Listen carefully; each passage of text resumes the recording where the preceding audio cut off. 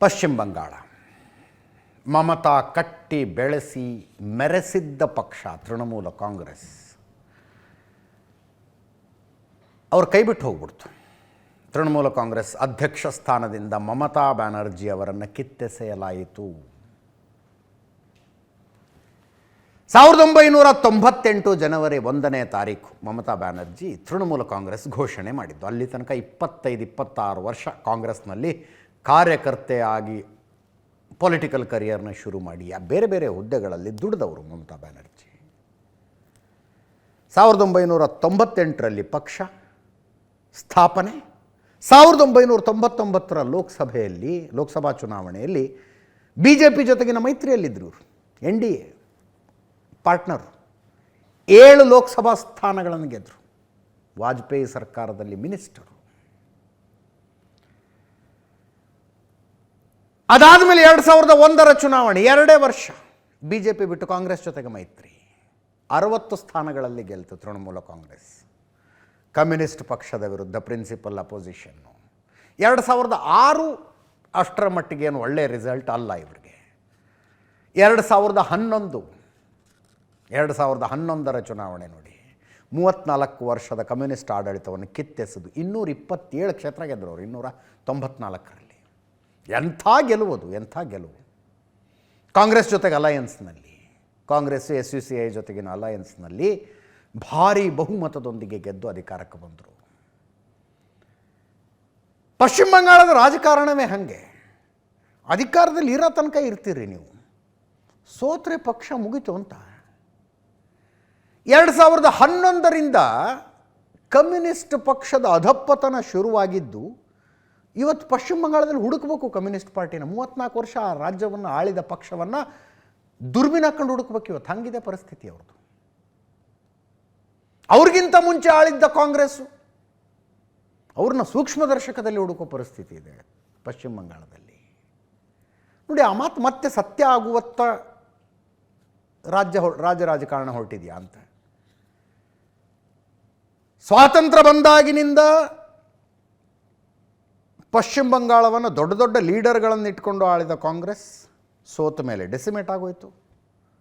34 ವರ್ಷ 1977, I am not wrong, 1977ರಿಂದ 2011ರ ತನಕ ಆ ರಾಜ್ಯವನ್ನು ಆಳಿದ ಕಮ್ಯುನಿಸ್ಟ್ ಪಕ್ಷ ಸೋತು ಕೂಡಲೇ ಮುಗಿದೇ ಹೋಯಿತು. ಈಗ ತೃಣಮೂಲ ಕಾಂಗ್ರೆಸ್ಸು ಸೋತು 15 ದಿವಸದಲ್ಲಿ ಹತ್ಕೊಂಡ್ಬಿಡ್ತು ಬೆಂಕಿ.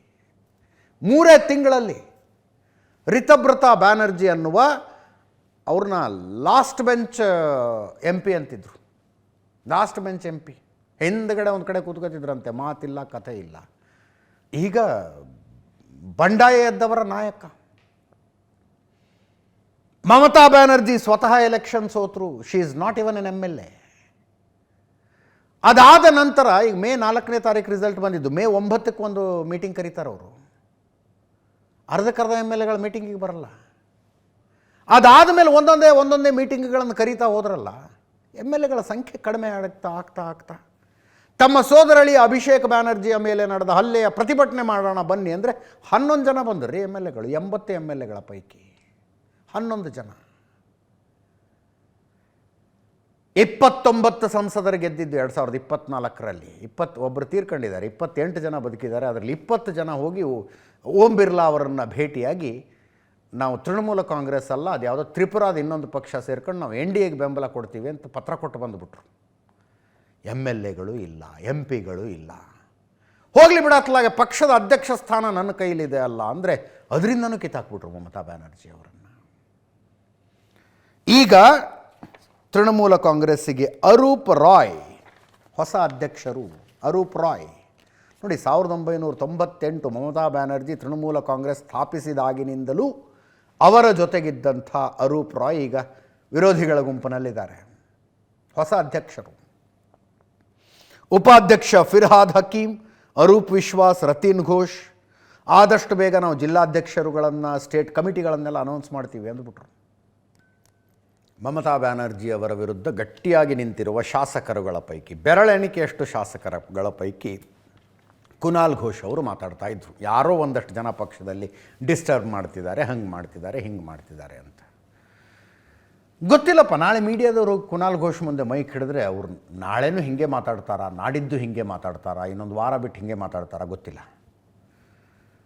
ಆ ಕಾಕೋಲಿ ಘೋಷೆ NDAಗೆ ಬೆಂಬಲ ಕೊಡುವ ಸಂಸದರುಗಳ ಪಟ್ಟಿಯಲ್ಲಿ ಬಂದ ನಂತರ ತೃಣಮೂಲ ಕಾಂಗ್ರೆಸ್ನಲ್ಲಿ ಏನು ಬೇಕಾದರೂ ಆಗ್ಬೋದು ಅನ್ನಿಸ್ಬಿಡ್ತು ನನಗೆ. ಆ singer and actress Kakoli Ghosh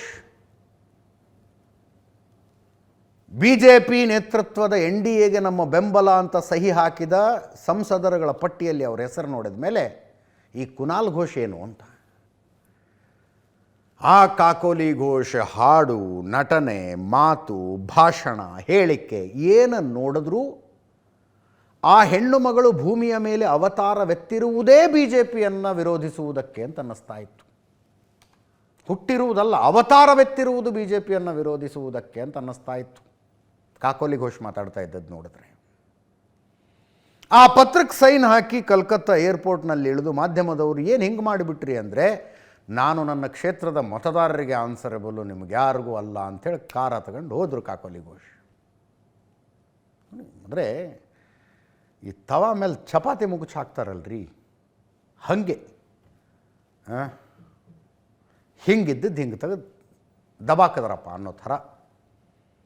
ಇಷ್ಟು ದಿವಸದ ನಿಲುವು, ನಿಷ್ಠೆ, ಸಿದ್ಧಾಂತ,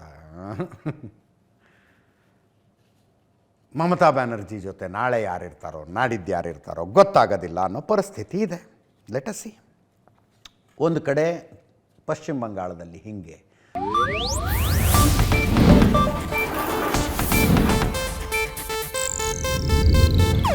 ಇದು ಏಷ್ಯಾನೆಟ್ ನ್ಯೂಸ್ ನೆಟ್ವರ್ಕ್ ಪ್ರಸ್ತುತಿ.